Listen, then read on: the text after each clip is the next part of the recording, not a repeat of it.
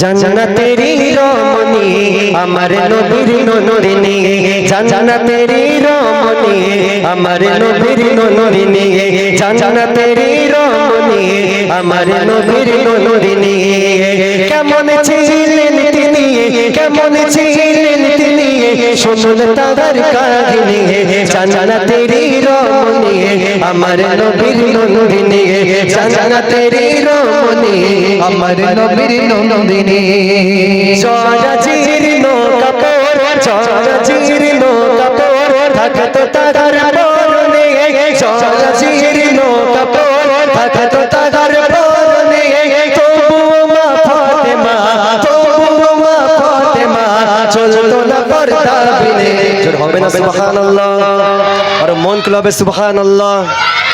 জান্নাতের রানী মা ফাতেমা যে বোরকাটা পরতেন হাজারো জায়গায় ছেঁড়া ছিল, খেজুর পাতার চাটাই দিয়ে সেলাই করে করে আম্মাজান মা ফাতেমা একটা বোরকায় সারা জীবন যাপন পালন করে দিয়েছে।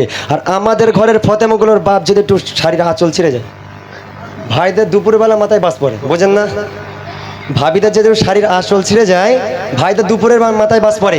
তোমার এই বিস্কুট কালারের মতো বউ এই সেরা শাড়ি পরে ঘুরে মান সম্মান থাকবে তো? ভাইজান সঙ্গে সঙ্গে শিমুলহাটি বাজার থেকে 5,000 টাকা দিয়ে একটা শাড়ি কিনে ভাবির দেয়। ভাবি শাড়িটা উঁচু করে বলে, তোমার চোখে 40 হয়েছে না 45? বলে কেন?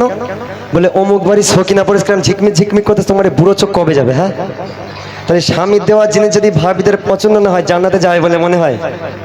জান্নাতে যায় মনে হয়? কিন্তু আম্মাজান মা ফাতেমা যে বোরকাটা পরতেন হাজারো জায়গায় ছেঁড়া ছিল, খেজুর পাতার চাটাই দিয়ে সেলাই করে করে আম্মাজান মা ফাতেমা একটা বোরকা পরে সারা জীবন যাপন পালন করে দিয়েছে। কবি সুন্দর কথা লিখছে, জীর্ণ কাপড় থাকতো তার পরনে, জীর্ণ কাপড় থাকতো তার পরনে। তবুও মা ফাতেমা, তবুও মা ফাতেমা চলতো না পর্দা বিনে। জান্নাতেরি রমণী আমার নবীর নন্দিনী, জান্নাতেরি রমণী আমার নবীর নন্দিনী। কেমন ছিলেন তিনি, কেমন ছিলেন তিনি, শুনুন তার কাহিনী।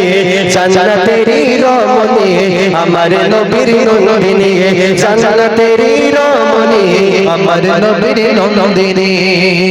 খোদার ভয়ে ভীত ছিল নবী নন্দিনী, খোদার ভয়ে ভীত ছিল নবী নন্দিনী।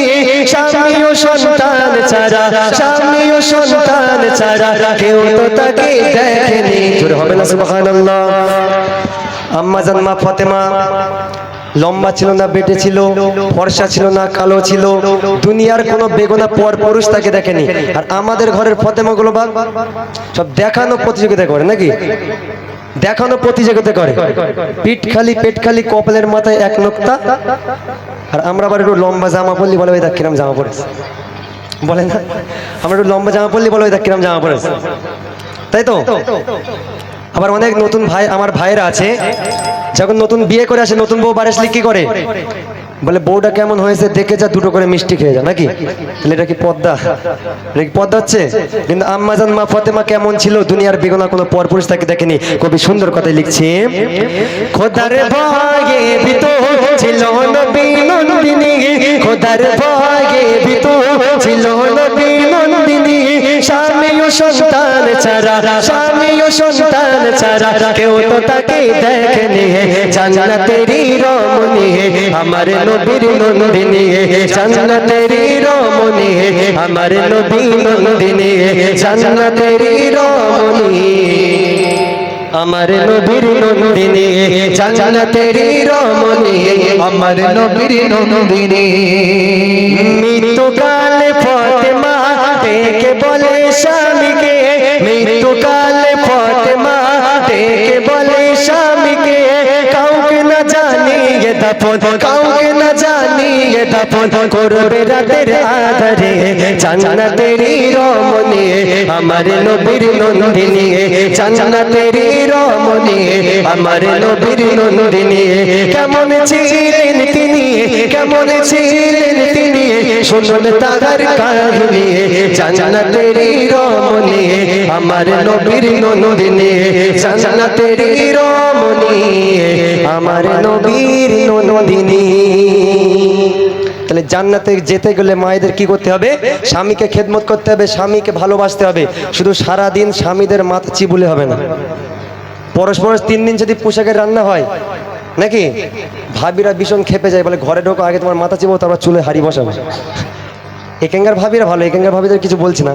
এখানকার ভাবিরা এত ভালো, ভাইদের পায়ে যদি পায়খানা লেগে যায় ভাবিরা মাথা চুল দিয়ে পরিষ্কার করে দেয়। এখানকার ভাবিদের আমি কিছু বলছি না, যা বলছি আমাদের ওখানকার ভাবিদের কথা বলছি, ঠিক আছে? যদি জান্নাত পেতে চাও স্বামীকে ভালোবাসতে হবে। স্বামীকে যদি ভালোবাসো জান্নাত জান্নাত তখন পেয়ে যাবে। কবি সুন্দর কথা লিখছে, বল কবি আর জান্নাত যদি চাও নারী, বল কবি আর জান্নাত যদি চাও নারী, স্মরণ করো মা ফাতেমা, স্মরণ করো মা ফাতেমা, কেমন ছিল সংসারে জান্নাতেরই রমণী, আমার নবীর নন্দিনী, জান্নাতেরই রমণী, আমার নবীর নন্দিনী, কেমন ছিলেন তিনি, কেমন ছিলেন তিনি, শুনুন তার কাহিনী, জান্নাতেরই রমণী, আমার নবীর নন্দিনী, জান্নাতেরই রমণী, আমার নবীর নন্দিনী।